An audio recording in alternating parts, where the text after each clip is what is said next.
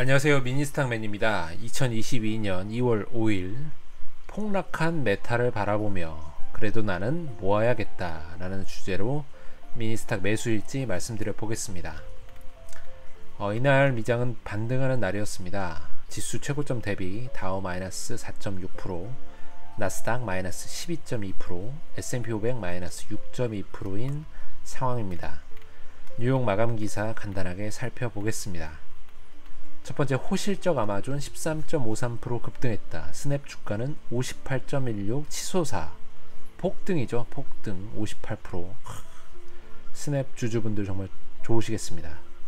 아마존의 실적 발표에 대해서 많은 분들이 공급망 이슈도 있고 인건비도 증가하고 여러 문제가 많기 때문에 아마존이 좀 좋지 않지 않을까라고 안 좋게 나오지 않을까 생각했던 분들이 많으셨어요. 그래서 실제 결과를 좀 봐야 된다고 많이 생각을 했었는데 결과가 좋게 나왔죠. 그러면서 실제로 리비안에 투자했던 그런 것들이 또 많은 성과를 내면서 그게 반영되면서 또 실제 실적이 좋게 나왔는데, 그러면서 13% 넘게 급등을 했습니다. 스냅 역시 메타가 애플의 개인정보 보호 정책 관련 ATT 관련 이슈로 광고 매출이 영향받았던 걸 고려하면 마찬가지로 메타도 안 좋았는데 니네 스냅도 마찬가지 아니냐라고 생각해서 실적 발표 전부터 급락을 했었는데, 막상 실적 까보니까 달랐죠. 메타랑은 달랐습니다. 애플의 정책의 영향이 크지 않다라고 코멘트를 했고, 호실적이 생각보다 호실적이 나와주면서 58% 넘게 폭등을 했습니다. 핀터레스트 같은 기업도 11% 넘게 올라주면서 메타의 입지가 점점 안 좋아지는 상황이 되어가고 있습니다. 빅테크 중에는 넷플릭스가 현재 박살났다가 좀 많이 올라온 상황이죠. 그리고 나머지는 모두 좋은 흐름을 가져가고 있어요. 애플, 마이크로소프트는 조금 빠졌지만 빠진 것도 아니고, 구글 너무 좋았고, 아마존도 좋았고, 근데 메타만 지금 박살이 났습니다. 메타의 경쟁사라고 좀 볼 수 있는, 좀 성격이 다르지만 어쨌든 스냅이나 핀터레스트가 모두 상승을 하고 있는 터라 메타만 좀 어려운 분위기가 이어지고 있습니다. 하지만 저는 이후에도 말씀드리겠지만 메타의 미래를 보고 주수를 모아가겠다라고 생각을 한 만큼 믿고 기다릴 생각입니다.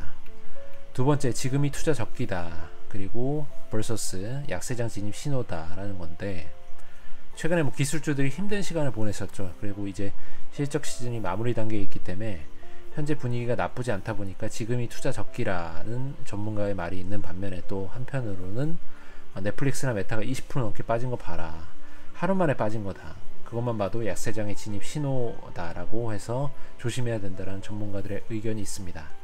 판단은 스스로 하셔야겠지만 어쨌든 간에 계속 시장에 남아서, 저 같은 경우는 워런 버핏이 얘기했던 대로 절대로 돈을 잃지 말아라는 격언을 명심하면서 대응을 해나갈 생각입니다. 세 번째, 강력한 일자리 보고서. 10년물 국채금리 1.9% 돌파했다. 금융주가 강세였다. 이날 시장 전망을 3배 정도 상회하는 일자리 증가 수치가 발표됐습니다.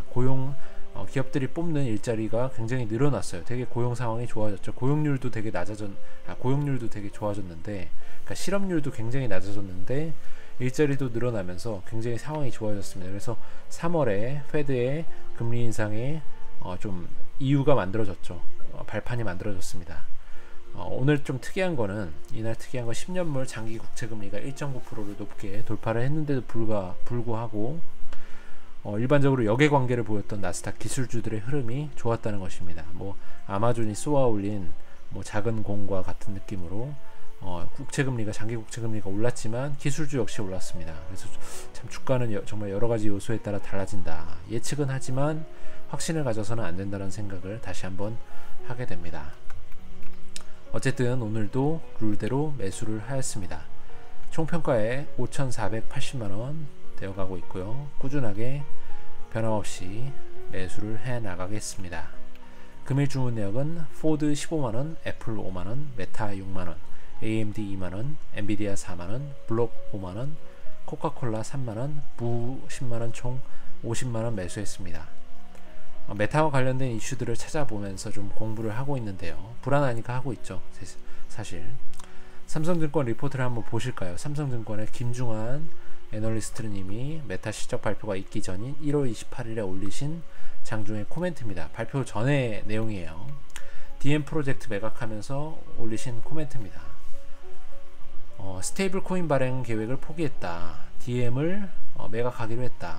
초기 리브라 출범 이후 끈질기게 미국 정부가 규제했는데 결국에 백기를 들었다. 하지만 페이스북 메타는 이미 대안으로 스테이블 코인인 팍소스 달러 USDP라는 게 있나 봐요. 그래서 이것을 본인들이 만든 디지털 지갑 노비에 도입하면서 결제 인프라는 만들려고 하고 있다.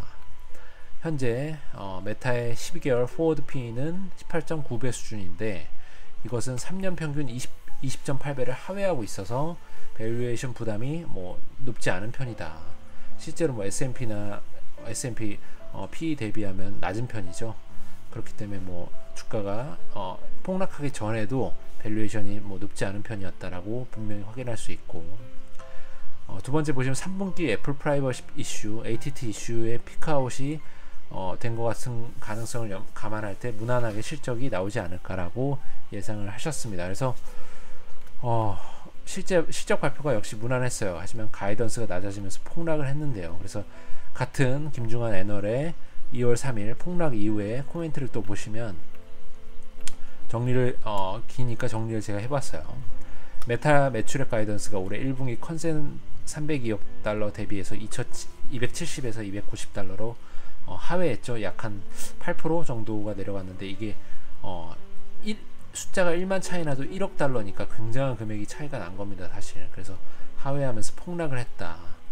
두 번째, 수익성 하락의 원인은 숏폼 동영상. 그래서 릴스로 많이 옮겨간다는데 저도 인스타그램을 하진 않지만 인스타그램에 보시면 릴스라는 게 있거든요. 그래서 숏폼으로 많이 넘어가려고 하고 있다. 이게 어찌 보면 좀 추세죠. 그래서 틱톡이나 유튜브 쇼츠를 만들면서 굉장히 좀 그쪽으로 힘을 주고 있는데 인스타그램도 릴스에 힘을 주고 있다 보니까 릴스에는 광고 단가가 높은 걸 붙이기가 어려운가 봐요. 그래서 그러면 전환이 되면서 좀 광고 수익이 줄어들지 않는가. 그리고 실제 숏폼 동영상으로는 틱톡이나 유튜브 쇼츠 대비해서 메타가 과연 경쟁력이 있나에 대한 물음표가 있을 수 있고, 세 번째, 팬데믹 상황에서 SNS 유저가 폭발적으로 증가했죠. 그래서 집에만 있다 보니까 다들 핸드폰과 컴퓨터를 하다 보니까 SNS를 하게 되고, 그래서 유저가 정말 폭발적으로 증가를 해서 실제로 증가하는 속도가 너무 빨리 증가를 하다 보니까 임계점이 빨리 오게 되었다. 그래서 앞으로 보수적으로 좀 관점을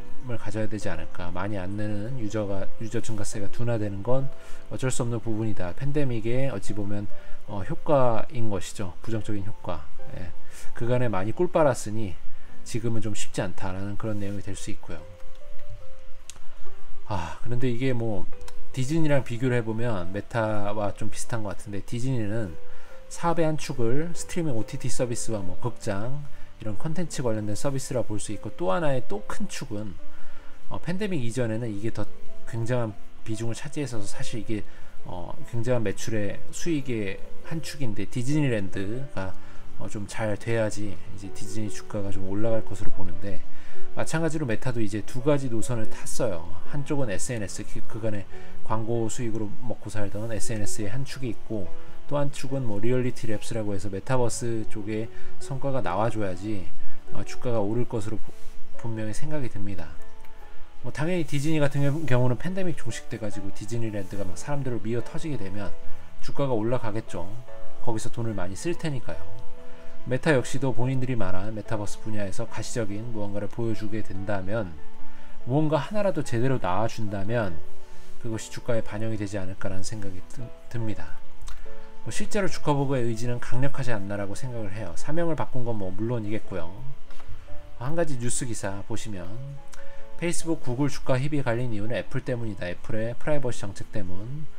그래서 구글 같은 경우는 자체 안드로이드가 있기 때문에, 그리고 실제로 유튜브나 이런 데서 이제 광고하는 것들이 많이 인공지능을 활용해서 하다 보니까 훨씬 더 효과가 좋았다라고 얘기를 하고 있는데, 페이스북은 구글만큼 효과가 안 나왔다는 것이죠. 기사에 보시면 마지막 부분에 이런 부분이 나옵니다. 저커버그 메타 대표도 진작부터 이런 현상을 걱정해 왔다. 그는 모바일 초창기이던 10년 전 2012년 기업 공개 IPO 서한에서 우리는 안드로이드나 iOS 같이 우리가 통제하지 않는 우리의 영역 밖의 모바일 운영체제의 운용성에 대해서 의존을 하고 있다. 그래서 이것이 우리를 좀 곤란하게 만들 수도 있다라는 생각을 미리 하고 있었어요. 이미 알고 있었겠죠. 주커버그 같은 천재가 전혀 몰랐던 것이 아니고 미리부터 이미 알고 있었고, 그것에 대한 해답으로 판을 아예 바꿔야겠다는 생각을 했을 거예요. 그래서 그것에 대한 답이 바로 가상현실 메타버스라는 생각을 했고, 그래서 그쪽으로 계속해서 추진을 해왔던 것이죠. 그래서 정말 큰 돈을 들여서 오큘러스 퀘스트를 인수를 했었고요.